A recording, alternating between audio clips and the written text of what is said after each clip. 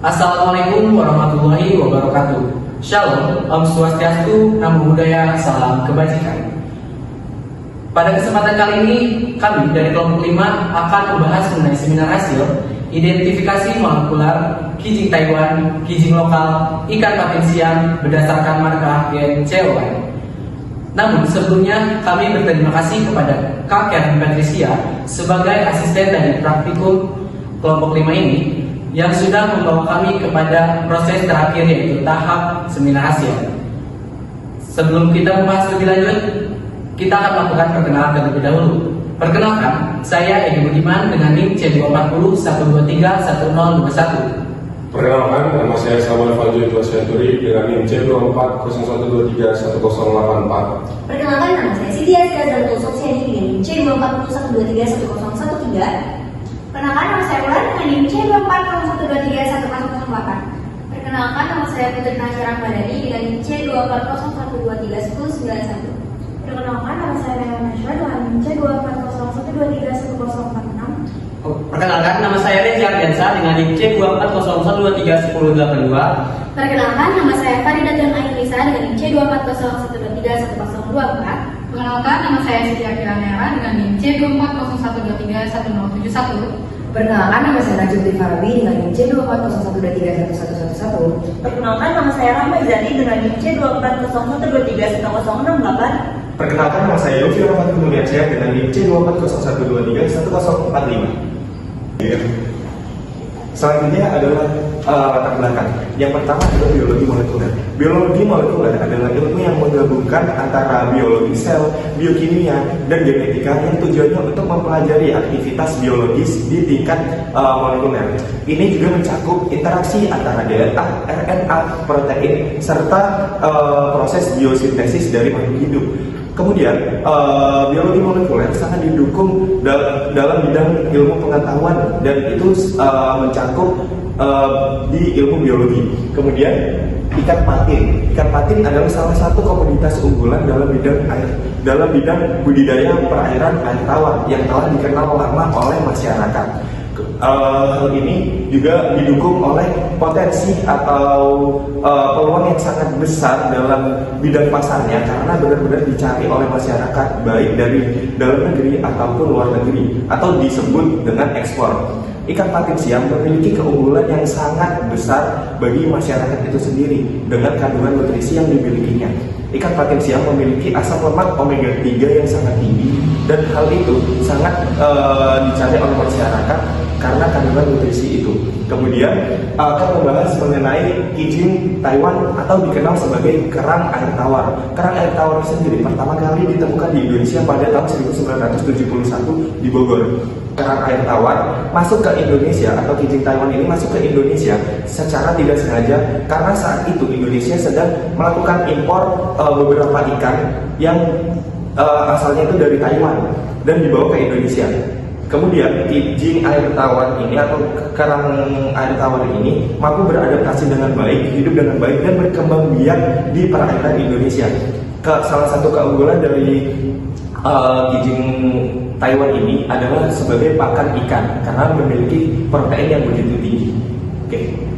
Nah, selanjutnya kita akan membahas kijing lokal atau dengan nama latin Plasmodiocconcha exilis. Nah, kijing lokal sendiri itu adalah hewan yang berfilum moluska dan memiliki ciri umum seperti tubuhnya lembut, lalu dia tidak bersegmen dan juga memiliki tubuh bilateral. Nah, kijing lokal ini sendiri biasa ditemukan di perairan air tawar seperti sungai atau danau, namun biasanya lebih sering ditemukan di dasar sungai berpasir yang memiliki suhu yang tinggi. Kijing lokal ini juga biasanya dikenal sebagai filter feeder karena dia itu memiliki kemampuan biofilter ataupun kemampuan untuk mengurai polutan khususnya logam berat seperti kadmium atau CD dengan konsentrasi 3 ppm. Nah, selanjutnya ada situ burung. Situ burung sendiri adalah lokasi di mana kita mengambil sampel-sampel tadi telah dibahas. Situ burung itu ekosistem perairan tergenang atau lentik yang berada di Kabupaten Bogor, Dramaga, Jawa Barat. Kualitas air yang berada di situ burung ini dipengaruhi oleh faktor-faktor lingkungannya. Kalau misalnya terjadi kerusakan ataupun pencemaran di ekosistem atau perairan tersebut, itu bakal mempengaruhi ke kualitas air atau juga berdampak ke masyarakat sekitar karena kualitas air ataupun ekosistem atau perairan situ burung ini biasa dimanfaatkan sebagai budidaya perikanan, irigasi, resapan air, ataupun yang lainnya. Jadi kalau misalnya dia terjadi pencemaran pada kualitas air tersebut, dampaknya juga akan terkena ke masyarakat. Makanya kalau misalnya ada atau penggunaan air itu, kita harus sesuai dengan standar yang telah diterapkan. Selanjutnya, bagian metode. Waktu dan tempat praktikum lapang biologi molekuler pada hari Minggu 1 September 2024 pada pukul 07.30 sampai 09.00 WIB di Situburung, Cikarawang, Kecamatan Dramaga, Kabupaten Bogor, Jawa Barat. Berikut adalah alat yang kami gunakan pada praktikum lapang dan praktikum laboratorium.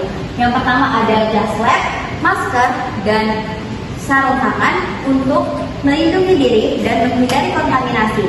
Nah, selanjutnya ada buku catatan untuk fungsinya untuk mencatat analisis yang kita dapatkan. Selanjutnya ada styrofoam untuk menaruh spesimen yang kami akan dokumentasikan. Selanjutnya mikroskop untuk menaruh organ yang kita atau daging yang kita gunakan untuk spesimen dianalisis. Selanjutnya ada tisu untuk mengeringkan dan membersihkan alat yang kami gunakan.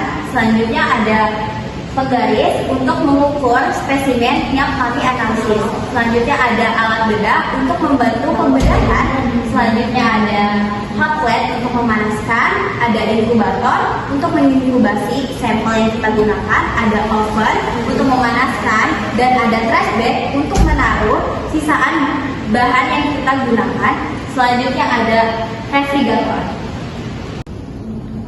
Di sini ada bahan-bahan yang telah kita gunakan, di mana ada alkohol berguna untuk mensterilkan alat dan bahan. Yang kedua ada formalin untuk mengawetkan sampel, dan yang ketiga ada deterbabat berguna untuk menghancurkan sel dan denaturasi. Dan yang keempat ada DBT babat, di mana DBT babat ini berguna untuk membantu proses penghancuran sel engine. Dan yang kelima ada vodka, di mana vodka ini membantu menghancurkan lipid. Dan yang keenam ada perisatu baper, di mana perisatu baper ini berguna untuk menghilangkan sisa protein yang menempel. Dan yang terakhir ada dua baper berguna untuk melarutkan garam yang tersisa dari baper sebelumnya. Baik, untuk isolasi dibutuhkan sebanyak 0,03 gram sampel yang akan dimasukkan ke dalam tub berukuran 1,5 mili. Kemudian ditambahkan 200 mikroliter GT buffer dan dihomogenisasi dengan menggunakan vortex. Setelah itu ditambahkan 20 mikroliter Cloud K dan di-shake selama 30 detik. Setelah itu sampel diinkubasi dengan suhu 60 derajat Celcius selama waktu 30 menit. Setiap 5 menit sampel harus diinvert dengan waktu 5 detik sebanyak 30 kali. Setelah itu sampel ditambahkan 200 mikroliter GBT buffer. Setelah itu di-shake selama 30 detik. Setelah di-shake selama 30 detik, sampel diinkubasi dengan suhu 60 derajat Celcius dengan lama waktu 20 menit. Setelah itu, sampel di-invert setiap 5 menitnya selama 5 detik sebanyak 30 kali. Setelah itu, sampel di-preheat dengan IB 200 mikroliter hingga suhu mencapai 60 derajat Celcius. Setelah itu sampel dipindahkan ke GT column dan disentrifus dengan gelombang 14.000 hingga 16.000 selama waktu 30 detik. Setelah itu sampel akan menghasilkan cairan natan yang dimana akan dibuang. Setelah cairan natan dibuang, ditambahkan 400 mikroliter W1 buffer yang kemudian disentrifus kembali dengan kecepatan gelombang yang sama dan waktu yang sama. Setelah itu ditambahkan 600 mikroliter W2 buffer, kemudian sentrifus kembali dengan kecepatan gelombang dan lama waktu yang sama. Kemudian cairan natan dibuang kembali dan disentrifus kembali dengan lama waktu dan kecepatan gelombang yang sama. Setelah itu sampel dipindahkan ke 1,5 ml dan di preheat dengan 50 mikroliter dan ditunggu selama 10 menit. Setelah itu disentrifus kembali dengan kecepatan gelombang 14.000 hingga 16.000 gelombang selama 30 detik. Nah, selanjutnya kita masuk ke prosedur elektrolisis. Yang pertama, gel agar-agar ditimbang sebanyak 1,2 gram dan dimasukkan ke dalam gelas ukur. Kemudian ditambahkan 100 ml PAE dan dibidikan di hot plate dalam waktu 10 menit. Dan pengaturan heat 0 dan heat 8. Kemudian diamkan hingga hangat. Setelah itu masukkan ke dalam cetakan sebanyak 5 mikroliter. Tunggu hingga padat. Setelah itu gel dipindahkan ke dalam mesin elektroforesis. Sampel diurutkan berdasarkan loading die. Plastik disiapkan digunakan untuk sebagai alas. Kemudian loading die diambil dari elektroforesis sebanyak 0,5 mikroliter. Kemudian ditambahkan 2,5 ml sampel dan urutan sampel DNA dicatat. Kemudian di vortex dan atur waktu running vortex. Setelah vortex letakkan di bawah mesin UV dan didapatkan hasil elektroforesis. Nah, di sini saya akan menjelaskan tentang prosedur amplifikasi dan visualisasi. Nah, seperti yang bisa kita lihat di depan, itu tahap pertama ada proses denaturasi, di mana DNA temperat dipanaskan pada suhu 94 hingga 95 derajat Celcius. Kemudian ada tahap annealing, di mana suhu diturunkan pada suhu 50 hingga 60 derajat Celcius. Dan kemudian yang ketiga itu ada proses ekstensi, di mana suhu dinaikkan kembali sekitar 72 derajat Celcius. Dan yang terakhir itu adalah suhu annealing dihitung berdasarkan rumus Tm minus 5 derajat Celcius hingga Tm plus 5 derajat Celcius. Oke, baik. Selanjutnya yaitu hasil identifikasi menggunakan aplikasi software Legacy Glass. Bisa kita lihat di sini merupakan hasil genetik pada ikan pangasius dan hipotalamus. Nah, pangasius dan hipotalamus ini memiliki jarak kerabatan yang dekat dengan pangasius brokoti, dan pangasius dan hipotalamus juga memiliki jarak kerabatan dengan Helicobacter wamdersi, dan pangasius dan hipotalamus juga memiliki kerabatan yang jauh dengan Clarias batrachus. Dapat disimpulkan di sini bahwa jika nilai kekerabatannya semakin besar, itu maka kekerabatannya akan semakin jauh. Dan jika nilai kekerabatan atau nilai genetiknya ini semakin kecil, maka dia akan semakin dekat. Berdasarkan tabel ini, untuk biji Cynamon betawudiana dapat dilihat bahwa biji Cynamon betawudiana memiliki kekerabatan yang cukup dekat dengan Lampsiolus cardiana dan memiliki kekerabatan yang cukup jauh dengan Westralunio carteri. Nah, selanjutnya saya akan membahas tentang hasil pohon filogenik dari biji Cynadonta-udiana. Nah, di sini kita bisa lihat Cynadonta-udiana ini memiliki kerabatan yang dekat dengan Anadonta tenatina. Nah, kemudian dua spesies ini memiliki kerabatan dekat dengan Lampsiolus cardium. Nah, tiga spesies ini memiliki kerabatan dekat dengan Westralunio carteri dan Pils Bryopongta exilis. Selanjutnya akan membahas mengenai hasil dari elektroforesis itu sendiri, di mana dari gambar juga terlihat bahwa warna-warna terlihat sangat jelas. Ini menandakan bahwa amplifikasi dari PCR itu sendiri berjalan dengan optimal. Selain itu juga tidak adanya garis DNA atau apapun di mana pita-pita DNA itu sejajar. Ini menandakan bahwa hasil DNA-nya pun itu keluar secara optimal dan berhasil.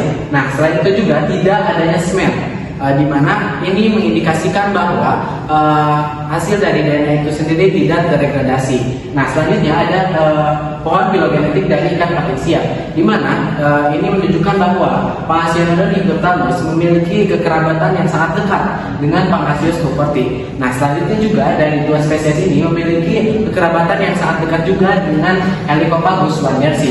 Dan dari pohon filogenetik ini, Pangasius hippopotamus memiliki jarak yang sangat jauh dengan spesies dari Clarias batrachus.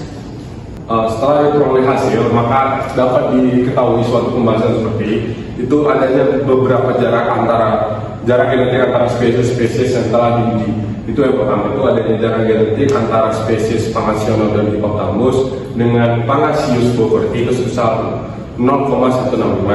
Lalu selanjutnya adanya jarak genetik antara Pangasius hippopotamus dengan Helicobacter wamdersi itu sebesar 0,152. Dan ada juga jarak genetik antara spesies Helicobacter wamdersi itu dengan Clarias batrachus sebesar 0,212.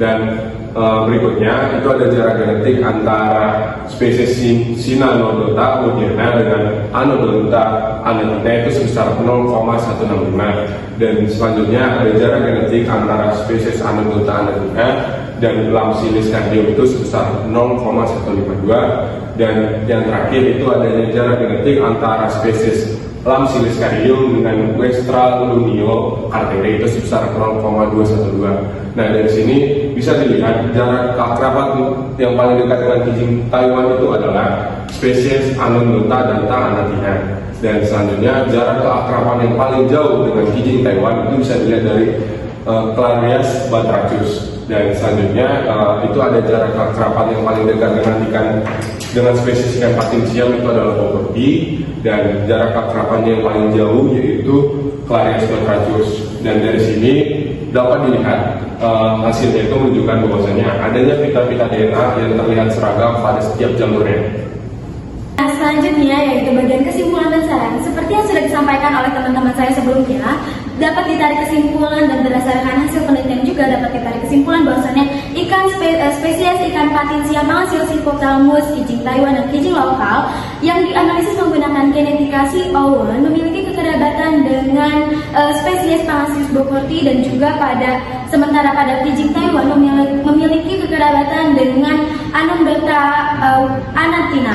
Nah, yang dimana pada analisis ini itu mendukung optimalisasi produksi ikan dan kijing dengan pendekatan yang ramah lingkungan, meningkatkan kualitas pangan, serta potensi biofilter terhadap polusi air tentunya. Analisis genetika ini juga memperkuat pemahaman hubungan evolusi antar spesies dan aplikasi dalam budidaya berkelanjutan tentunya. Nah, dari penelitian kali ini juga disarankan yaitu diperlukan penelitian lanjutan yang dimana untuk mengembangkan potensi ikan, patin siam, kijing Taiwan, dan kijing lokal dalam mendukung budidaya berkelanjutannya. Tentu juga sekaligus mengoptimalkan peran mereka sebagai biofilter alami guna meningkatkan kualitas pangan dan ekosistem perairan tentunya. Sekian pemaparan mengenai seminar hasil yang berjudul Identifikasi Biologi Molekular Kijing Lokal, Kijing Taiwan, dan Ikan Patin Siam berdasarkan markas hewan dari kelompok 5. Terima kasih. Wassalamualaikum warahmatullahi wabarakatuh.